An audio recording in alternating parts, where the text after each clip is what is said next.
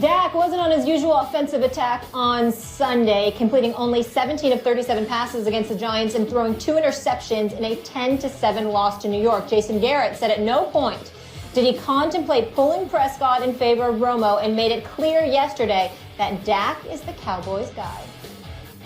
You can make it as simple or complex as you want to make it. It's pretty simple for us. Dak's going to play quarterback as we go forward. He's done a really good job for us up to this point. We've won 11 out of 13 games that he started, and he's handled really every situation as well as he can handle it. So we'll just continue that way. Tony will be in a backup role for us, and he'll be ready to go if he's called upon to play. But Dak's done an outstanding job up to this point. Excited to see him continue to play. Well, Cain, you keep a special eye on this team. Do you believe that the Cowboys should stick with Dak down the stretch? For now. But I think they got to start thinking about it. I think if the Cowboys don't consider right now replacing Dak with Romo, they're simply committing professional malpractice. I mean, it'd be crazy not to consider it, not to begin to think about it. Oh, and by the way, while we're at it, I don't think the Cowboys will commit professional malpractice. Well, I watched you from my home last week in New York City mocking Jerry Jones and his beginnings of a flirtation with Tony Romo. Hilarious. I saw you couldn't get your words out. It was Did you very like his ineloquent t-shirt? of you. It was funny. Laughing so much funny. you couldn't get your words out. It was funny. He does this to me. What you mock is actually genius. What you mock is good management. Let me share this with you. This is Clarence Hill. He's a beat writer for the Fort Worth Star-Telegram. I know Clarence. Apparently, Clarence is very good. And Jerry was on ESPN radio this morning in Dallas, and he's saying that we should think about the factors that could cause a quarterback change. And he compared it to porn. He said, I don't know. Compared it to porn. Well, let's repeat that. eloquent. It's very important. I'm not done. It's very important. But you need to repeat that for You win if you stop me halfway. Okay, go ahead. He compared it to the Supreme Court's definition of porn, which is, I don't know what it is, but you'll know it when you see it. I can't define it, but you know it when you see it. Okay. The Cowboys need to think about this. Number one, this is a Super Bowl team. This is not a playoff team. This is a team with a legitimate chance to win the Super Bowl. And if that's the case, which quarterback gives you the best chance to do so? The Giants game and the Vikings game should give you some doubts about Dak. Not so much that he should be benched. 11 straight wins, the guy gets some leash. 11 straight wins, he can make a few mistakes. 11 straight wins, he can face some adversity. But if you're not thinking about it, if you're not thinking about what, another game or two like this with 2 picks, another game or two like that, I've got a $100 million backup sitting over here, then you'd be committing malpractice. The Cowboys better be considering the scenarios where Tony comes in. Well, first of all, I must confess to you, you left me almost speechless because I'm thinking about porn in the Supreme Court and they talking about how you don't really know what it is until you see it. I don't know how you don't know what it is until you see it. But I'm just saying. I got a whole new tool in my toolbox. I'm just saying. Throw porn on the table when you're off the table. You stalled me there for a second. I got frozen there for a second, but I'm back. Let me get this straight.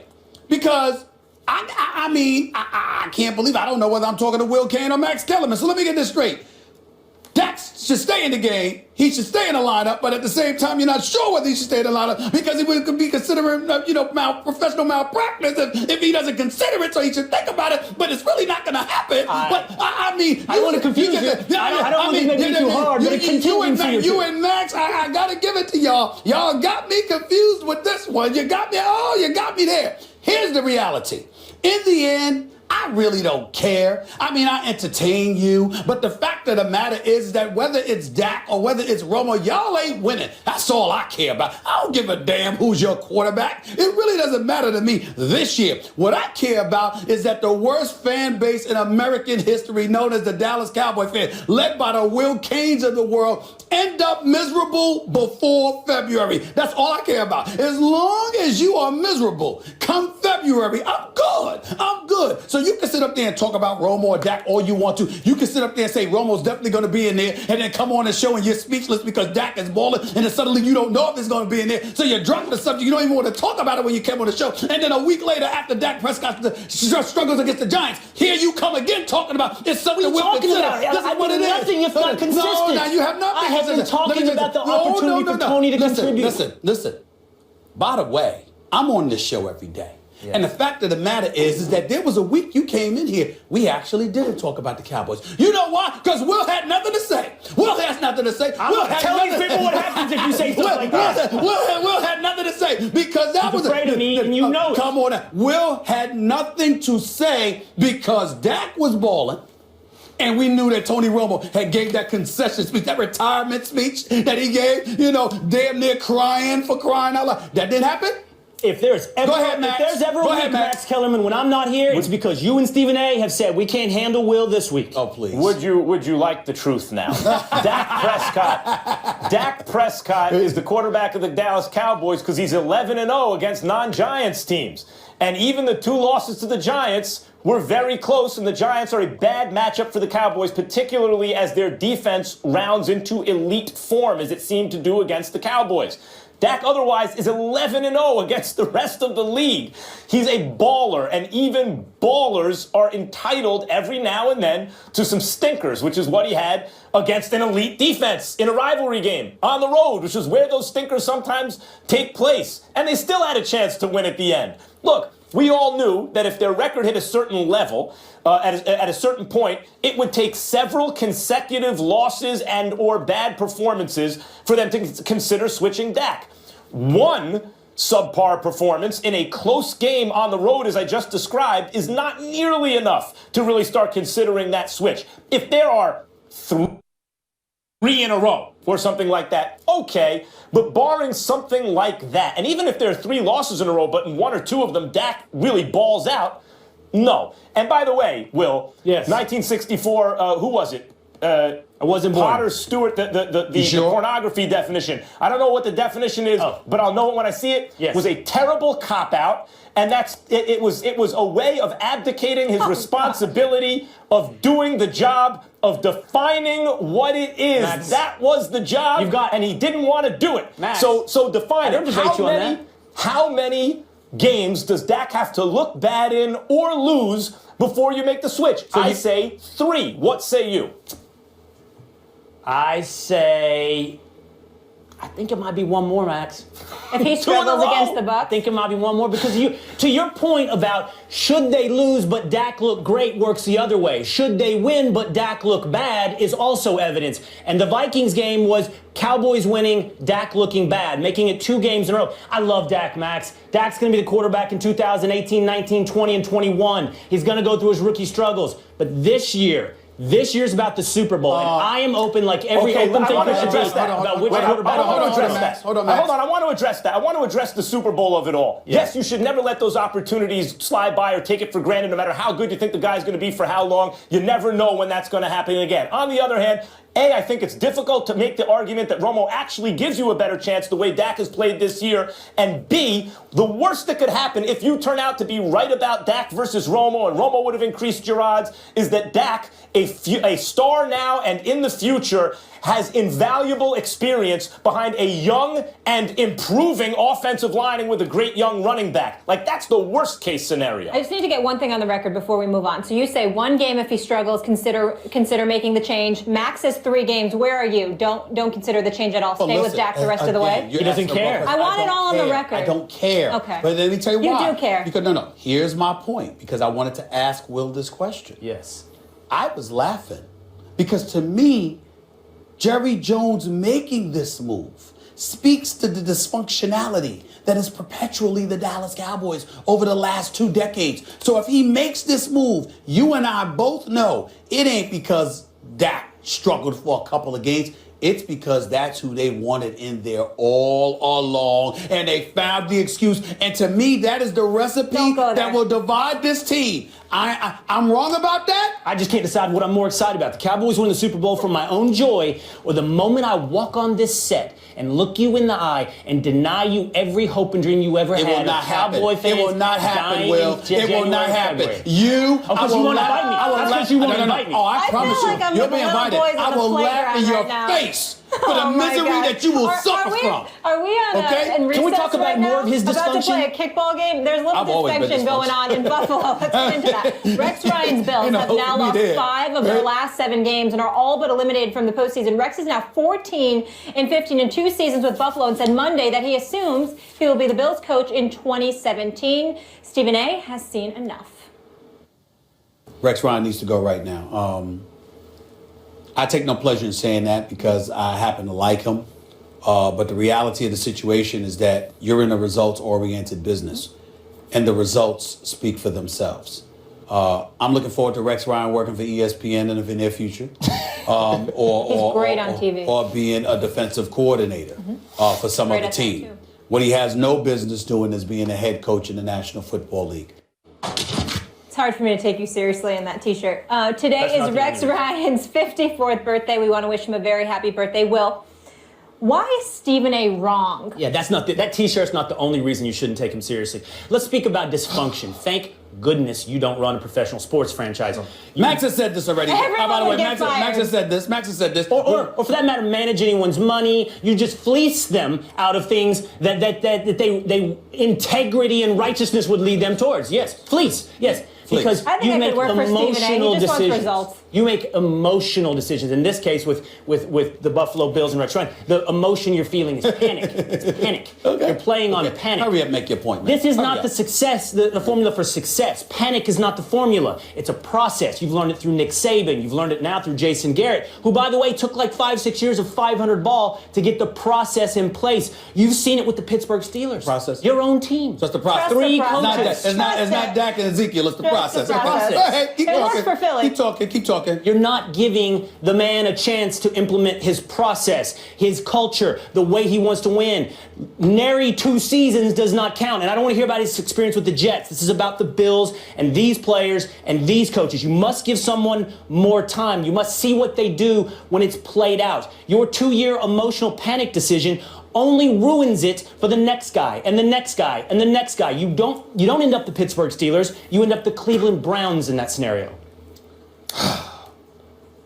You know, Okay, go ahead. I needed to go here, Max. I got to either. First of all, in order for you to get at me, it's a requirement that comes with you being, for example, on First Take. To show you how lenient I am, I've actually allowed you on this show multiple times wearing that same damn shirt you're wearing right now. But I'm going to let that slide. Try a new one. Here's the deal, okay? When we talk about Rex Ryan, do you understand that Rex Ryan has not had a winning record since 2010? How long has he been the Bills coach? 2 years, 4 years in New York. What I'm saying to you is this.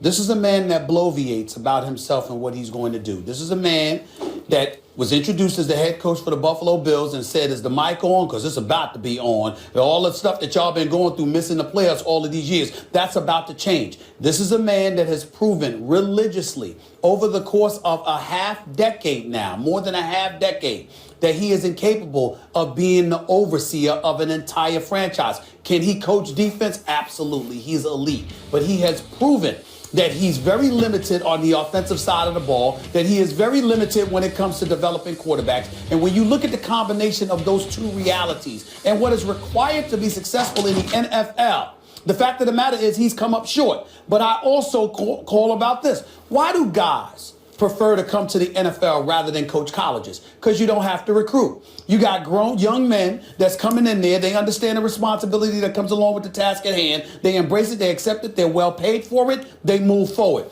So ultimately, it comes down to your ability as a leader, as a steward of a franchise, to go out there and galvanize the troops and maximize their effort so you can have peak performance. This dude religiously comes up short. That's the bottom line. If you keep letting guys like him stay in their positions, no one new will ever be a head coach. That's what it comes down to, Max. Look, what it comes down to is no matter the coaches mostly cancel each other out. Again, the bell curve. You know, here are the bad coaches. There are 3 or 4 or 5 of them by definition. Most of the others fall in the middle somewhere and tend to cancel out. You know, you're a great coach. You're in the NFL. I mean, that of course, it's the highest league in the world for football. So you have to be great to get there, but now you're being compared to other great coaches. So among that group, where do you rank? Well, by definition, most will be in the middle, and then a few will be on the far right end, the really special coaches. Now, only a couple of teams can have those guys, Bill Belichick, Pete Carroll, Mike Tomlin, these guys. Otherwise, you just hope to get maybe on the right side of that middle of the pack. And solid coaches with bad players will tend to be underrated. With solid teams will be about 500. And if you give them good players, really good players, Jason Garrett, they'll look really good. And I think it's pretty clear that Rex Ryan is a solid coach. He's shown that throughout his career. The Bills have solid talent, and so they're about a 500 team. But you don't jettison the coach because he's not Bill Belichick. That is what dysfunctional franchises do. As I said yesterday, as Will just brought up today, And others are, of course, thinking those are bad, dysfunctional franchises. We didn't get the exact results we want right now. Max, let's make a change. I You stay the course. I heard Max get into this debate with you yesterday about whether or not he is a solid coach. I'm not going to go down that path. That's your fight, Max. Mine is this: too little time. And Stephen A. falls back on the Jets and his experience with the Jets, which is virtually, not completely, virtually irrelevant to this debate. It's not. It's just like a financial guy who trades your stocks every 2 months. You're going to lose money. You got to see this process play out. And when it's done, maybe he's not solid, Max. Maybe he's not solid. Let me finish the thought in this regard. AFC Championship game. It's not about the system. It's not about the coach. It's about the individual. And let me be the first to say, I am guilty of this. Y'all can call me whatever you want. I'm not playing. I'm a results-oriented dude. And I say that with me as well. If I ain't getting the job, my experience is that if I'm not getting the job done, I got to go. All right? If somebody else ain't getting the job done, you have to go. It's just that simple. This is not personal. This is about the NFL culture. You know how parity is. A team that stunk one year can end up being good the next. If you 6 years in the NFL, come on, Will. I need to add something 6 years? We need to- 6 years? My issue with you is not that you're a results-oriented guy, but when you think you know what the results are. And with the Bills, What do you mean when I don't think give I me know what the 6 years. results are? I told you, 2 years. Bills, 2 years. Here's the other thing I want us to think about, too. Obviously, his strong suit is the defense. When he inherited this team, they had the 4th best defense. By the way- There can be an argument they took a step back. We just saw Le'Veon Bell didn't do him any favors. Molly, 225 remember. yards. You're not even bringing up the biggest Jay Ajayi, stat. 214 Wait a minute. yards. You're not even so bringing up the he's not biggest getting thing. it done on the defensive side of the ball, Listen. which is his specialty. You're right about that, developing Molly, but quarterbacks. guess what, Will? Yes. They had 54 sacks, Doug Maroney's last year there. The very next year, Rex Ryan's first, 21 sacks. they actually took a step back. You got Mario Williams. You sit up there, you got him dropping back into the secondary when he was a pass rusher. Defense is supposed to be your signature. that and their should be defense on lock, stinks. and that's Come on not. now. Come on now. I would not say the results don't defense matter. stinks.